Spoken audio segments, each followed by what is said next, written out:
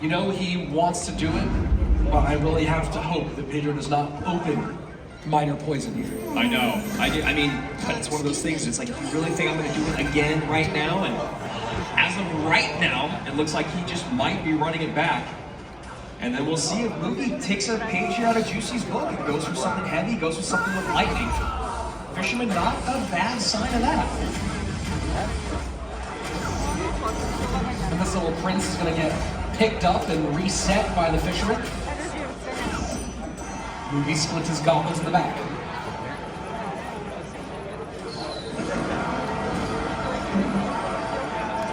And here we go. It's Mortar game number 1. Goblin right into it. And as a Mortar player, this is a great spot to be in, but you do have that little prince to help everything out. Valkyrie, we have not seen a lot of her in this competition. And you see Pedro bringing it out in the biggest moments. And opting to save the elixir and not call in the guardian throughout that whole exchange, having to sacrifice a little bit of damage. Oh, and now he has an opening to do it. Those bats stop it. Now we see a miner going behind. Is that a small mistake? No. Mugi has some decent defense for it. Bats for both, but Evo Mortar for Pedro. Evo bats for Mugi as he mortars in the opposite lane. And Little Prince, a great response to that. You see Pedro maybe playing a little bit too similarly to how he has in the past. Lu's going to get doubled down. Lu's going to try to protect the mortar. Mugi immediately pulls the trigger on that guardian and gets some good damage out of it.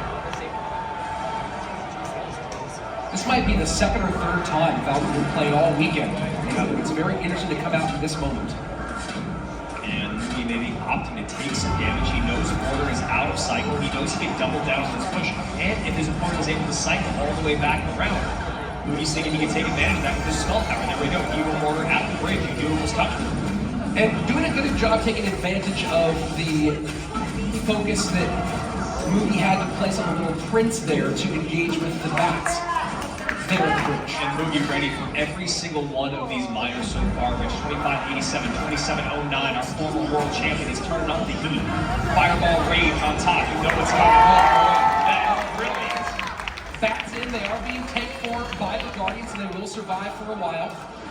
And to pick up a game off of Pedro while he's playing minor is such a huge swing of momentum. Oh, hey, look at that, predictive minor. And the snowball behind, will this be enough to get Mortar on tower? No, Goblin Giant goes to the opposite lane.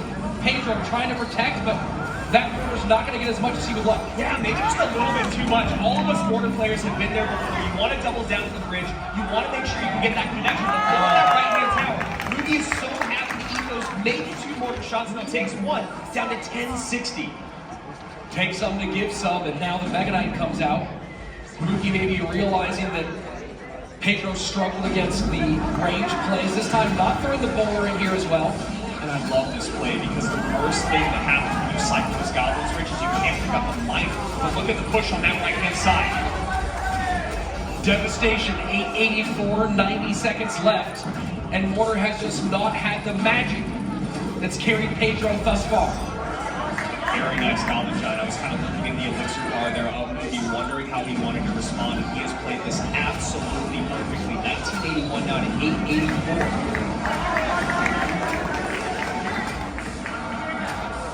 Finally starting to catch up a little bit is Pedro, but is the gap too big with 90 seconds left playing Mortar minor against him? There you go. I like this play a lot, Rich. I really think you got to go hyper aggressive because we all know minor poison, 3-part cycle. You see Pedro's face, he knows he got caught looking. Mugi back to back wins, and now 1 game away from being repeat world champion. Pedro has got to be shaking in his boots. Wet comfort game number 1, and you had to imagine that lockdown to pick things up. You know, Mugi just really kind of read everything that Pedro was going to do. He doubled down. But you get third place, but I think that's sometimes you really want to have a minor. You want to drop the ice. We love you, bastards!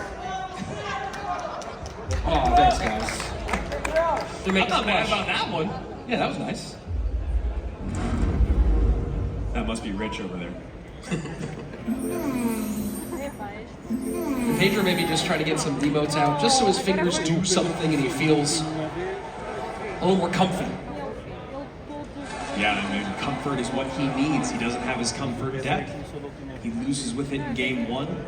He has the advantage in the previous set. And now all of a sudden, the man that's been here before is just 5 minutes away from glory. And it's interesting, Andrew, we've taken the whole weekend without really any real staring contests. And then here today, in the last couple of matches, we've seen not one but two. And you wonder how much of that is actually nerves, right? You know, you go back to that other game where Mugi's playing basically a 4.0 average elixir cost. And Pedro then looking hindsight as 2020, always you go, should I have just been a little bit more aggressive in single? Because that beatdown push in triple maybe would have just been less easy for him to pull off. Mugi cycling arrows just to maybe get the right cards in his hand. A little chip damage there to open things up. 40 seconds left until we get to our double elixir time. I don't know how I feel about putting myself in a position to have to win a game in 1 minute against Mugi. Yeah, that might be the scariest thing I can imagine. Yeah. Does Pedro go big here? And looking like our admin wanted to get a quick little emote in there. Shout out to whoever that was. And here we go. Final 10 seconds of regulation. What do you pull out here with everything on the line? Baby Dragon for Pedro. And Ram Rider to counter from our former world champion. Pedro will be very happy to have Mother against the Ram Rider. And E-Giant. And we see immediately we go opposite lane to that lumberjack.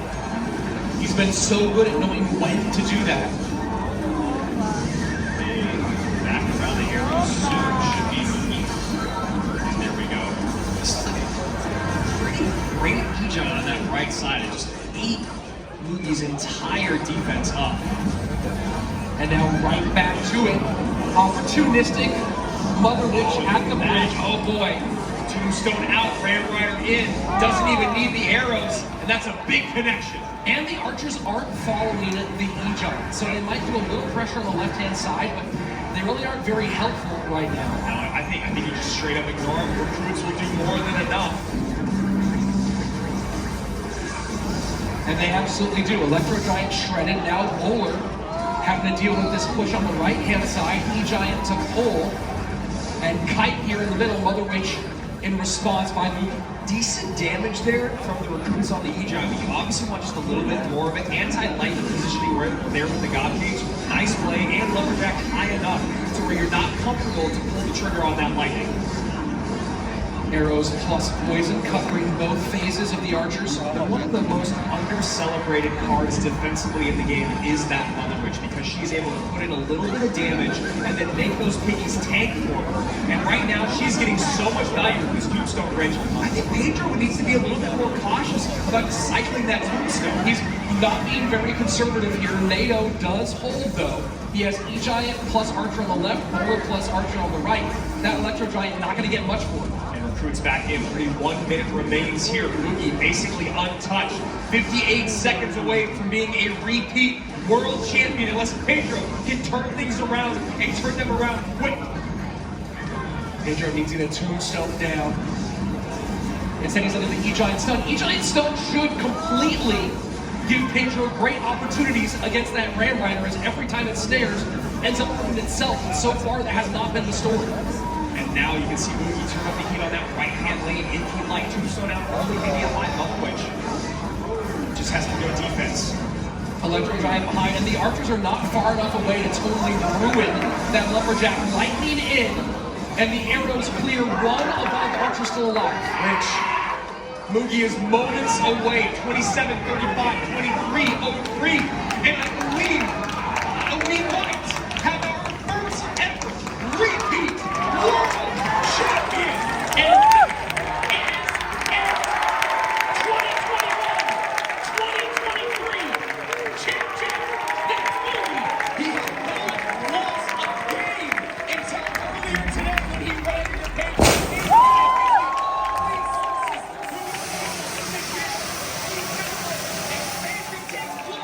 Mugi takes the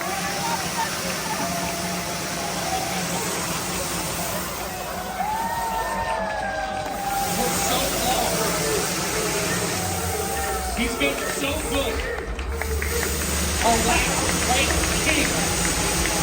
Then carry Konos into our 2021 finals. Come fell short.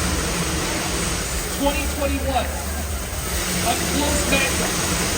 Against Mohamed Light, Mugi became the only person to have his face up on the side of Supercell headquarters in Helsinki, Finland.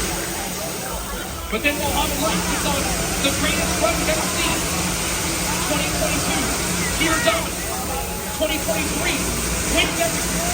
But Mugi now has etched his name in the history books. There is only one.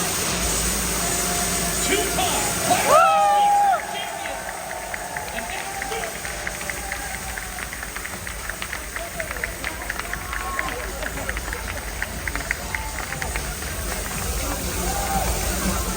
And to be honest, I don't know. There was no like special way to get over it. I just played my game, tried to stay in the